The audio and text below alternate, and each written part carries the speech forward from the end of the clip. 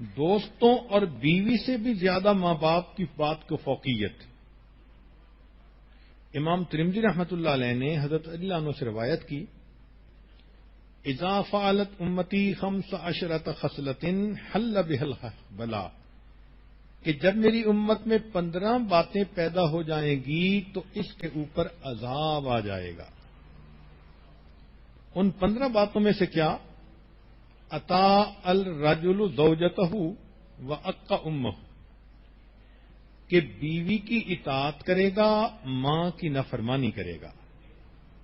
وبر صدیقہ وجفا اباہ، دوست کے ساتھ نیکی کرے گا، باپ کے ساتھ بے وفائی کرے گا.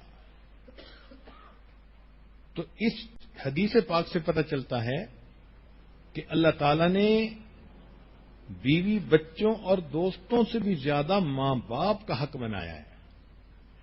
اب یہاں پر بعض عورتیں پریشان ہو جائیں گی کہ جی حضرت جی نے ایسی بات کر دی، ہمارے تو خامد ہاتھ سے نکل جائیں گے.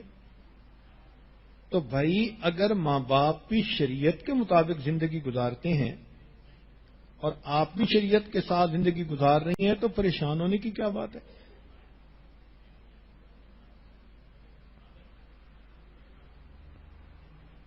وہ عورتیں جو سمجھتی ہیں کہ ہم بیوی ہیں، ہماری وجہ سے ہمارا خامد ماں باپ کو چھوڑ دے، وہ بے وقوف ترین عورتیں ہوتی ہیں.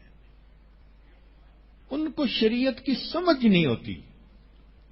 اس بے وقوف عورت کو یہ سمجھنا چاہیے کہ آج جوانی میں اپنے خامد کے بارے میں یہ سوچ رہی ہے، کل جب اس کے بچے ہوں گے اور یہ ان کو ریز اپ کرنے کے لیے اتنی مصیبتیں اٹھائے گی، پھر بوڑھی ہو جائے گی اور اس کے بچے اس کو چھوڑ کے جائیں گے، پھر اس کے دل پہ کیا گزرے گی.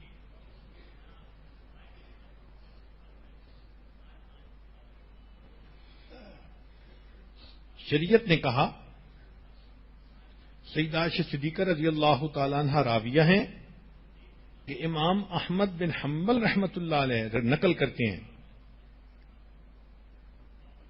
کہ ام المومنین نے فرمایا کہ عورت پر سب سے زیادہ حق اس کے شوہر کا، یعنی نکاح ہونے کے بعد عورت پر سب سے زیادہ اہمیت والا حق اس کے شوہر کا ہوتا ہے، اور فرمایا مرد کے اوپر سب سے زیادہ اہم حق اس کی ماں کا. شریعت نے تو یہاں تک کہا کہ اگر نفلی حج کرنے ہوں تو ماں باپ کی خدمت کو تم اس کے اوپر فضیلت دو.